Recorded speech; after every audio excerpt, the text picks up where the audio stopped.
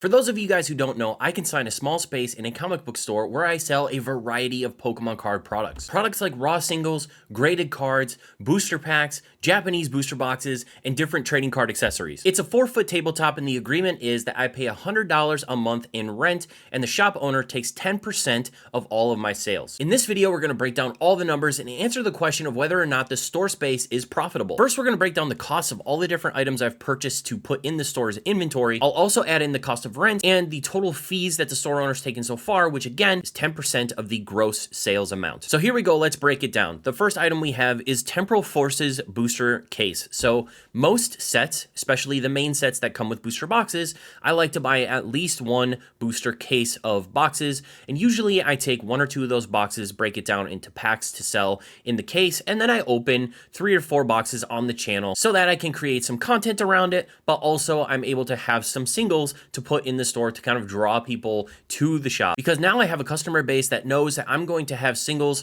that they can either put into their decks or some of the more collectible singles that come out from the new sets. And the thinking around this is hopefully that it's kind of like an advertising or a marketing expense where people will come to me for the new stuff. They'll browse the Japanese binder, they'll browse the vintage binder, they'll take a look in the case at the graded cards and the stuff available there that has more of the profit margin, and they'll buy some of those products while they're buying some of the newer products that they were initially looking for. Most of the sealed product that I buy comes from Safari Zone. That's one of the places that I've seen that has the better kind of prices, especially for cases and different things. I also send a lot of my leftover bulk there too to get those gift cards and things so that I can use that towards sealed product as well, which leads me into the Crown Zenith Elite Trainer Box case. So I actually had a bunch of bulk that I sent to Safari Zone. I think it was like a couple $100, $150, somewhere around there. And they had a deal at the time on a Crown Zenith Elite Trainer Box case. So I put that gift card that I got from all my bulk towards this Crown Zenith booster box case and got each box for about $25 a box.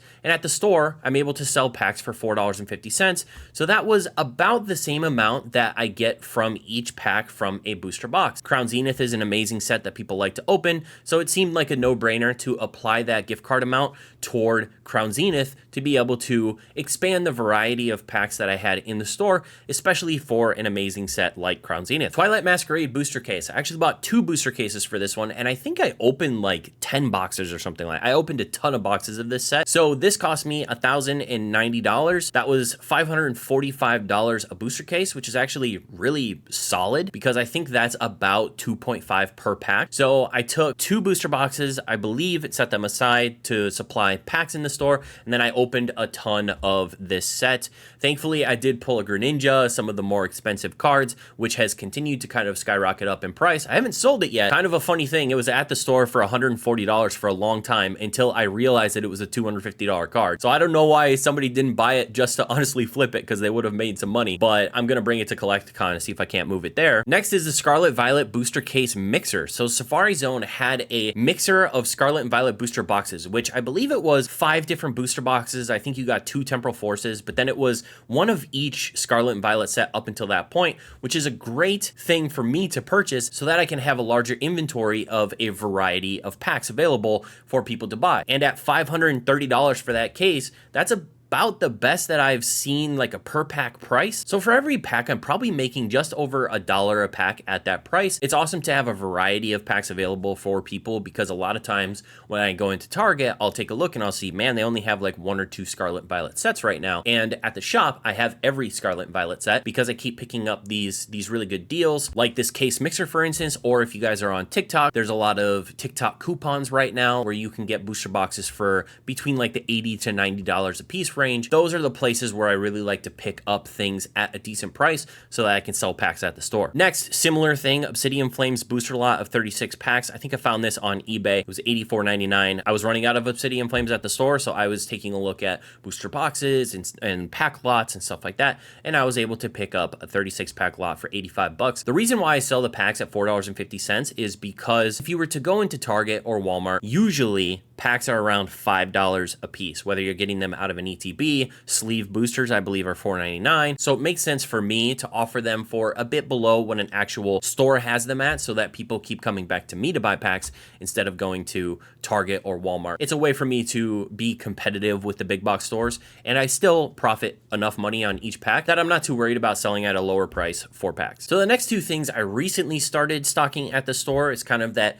guaranteed profit margin thing that I've mentioned in the past. I bought 10,000 penny sleeves, which I think is maybe 100 packs of penny sleeves, and I bought 1,000 top loaders, which again, I think that's 40 top loader packages. So the per pack prices of these are pretty good. I sell the penny sleeve packs at the store for about $3, and I sell the top loader packs at the store for $5 a piece. So next is a couple little shelving units I bought recently. So I bought some shelving units because I was starting to carry some Japanese booster boxes, which we'll talk about in a second, and they needed to sit somewhere. So I bought some nice little shelving unit things to put up at the shop that keeps the boxes organized and in place. And another thing I started selling in the last few months were Japanese booster boxes. So I had bought these Japanese booster boxes for a local show, and I didn't sell any at the local show. So I was like, what the hell am I going to do with these things? So I thought, why not try to put them up at the store and see if I can sell any of them up there, because if they're just sitting in my room, they're not really doing anything for me. So the total cost of the Japanese booster boxes was $1,830, and the Wild Force and Cyber Judge cases come with 12 booster boxes,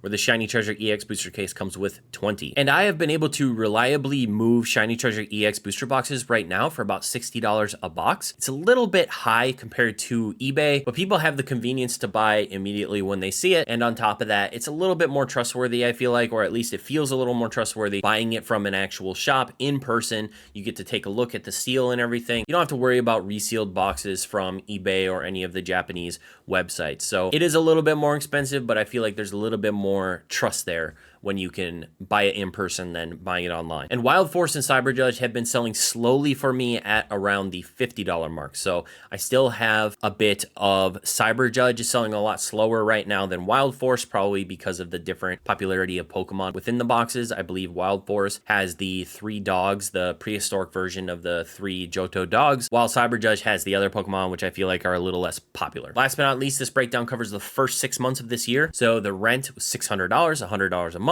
and the total fees, 10% of gross sales, was $1,314. So the total cost of everything so far this year, $6,408.62. Now that we broke down the cost of inventory, let's take a look at the gross sales by product. So I'm going to break down each category of product that I choose to individually track every month. You can see here we have English singles, Japanese singles, modern bulk, accessories, case cards, booster packs, and Japanese boxes. We'll break it down a little further as we go. So let's hop into English singles. So the total amount of English singles sold over the 6-month period was $1,978. As you can see, that's 21% of the gross sales amount. English singles will primarily come from the boxes that I choose to open for each new set, and a bunch of English vintage and modern that I got from some large collection purchases last year that I'm already in the profit on those collections. The total sales amount for Japanese singles was $1,390.50. I bought a couple large lots last year of ultra rares and art rares that have been filling out the Japanese binder and selling slowly over time. And a lot of the cards that I choose not to grade actually go into the Japanese binder up at the store. So it's a nice way for me to be able to move those cards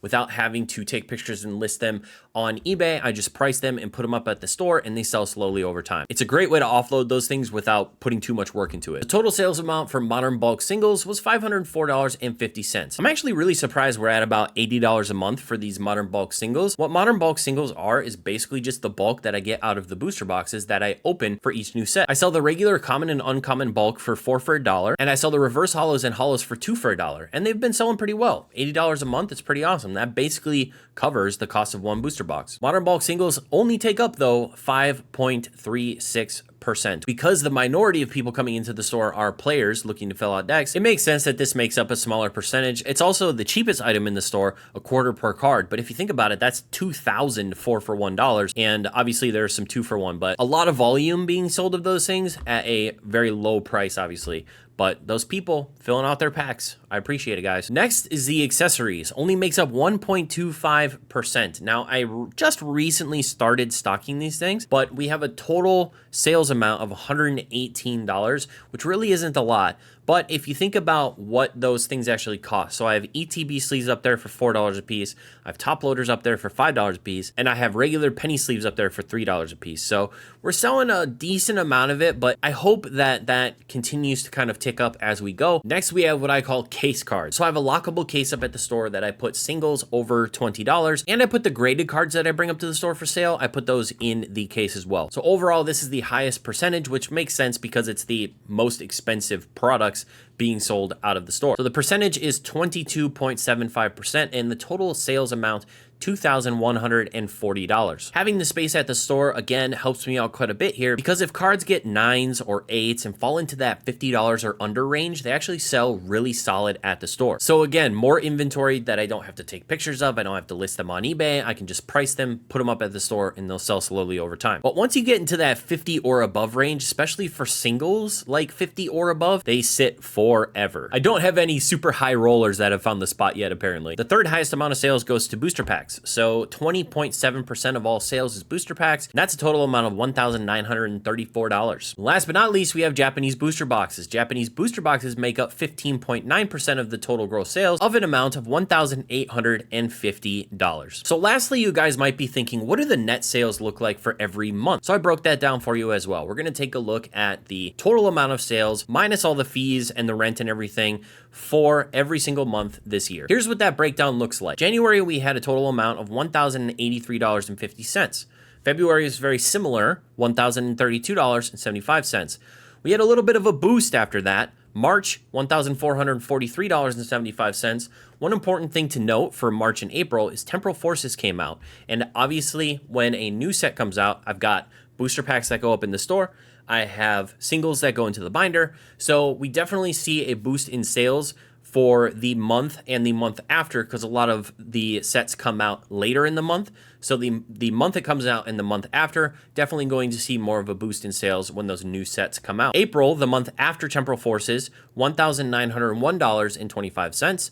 And then May, Twilight Masquerade came out at the end of May. I cracked 2 cases of booster boxes for this. So I had a ton of singles up at the store. May knocked it out of the park, way higher than any other month, $2,449. And then June, the month after Twilight Masquerade came out, we still killed it, $1,495.93. This is the net sales amount. So this is after the rent comes out. This is after the fees come out. This is what gets paid out to me at the end of the month. So the total amount of net sales after fees, after rent, is $9,406.18, which means that if we subtract the total net sales amount, which was $9,406.18, from the total cost of all the inventory and the rent and total fees of $6,408.62, the store so far this year in the first 6 months has profited about $3,000, $2,997.56. So that's another $500 a month in profit on top of my eBay profits. But this, I don't have to manage. All I have to do is price it, put it up at the store, make sure things are stocked. But at the end of the day, it sells without me being there. Everyone at the store sells the stuff for me, and I just pick up a check at the end of the month. For $500 a month, I'll do that. So I hope you guys like this breakdown of the first 6 months at the store and whether or not it was profitable. So far, so good, and hopefully it just continues to become more and more successful as we continue on throughout the year. Thank you guys very much for watching. We'll see you on the next one.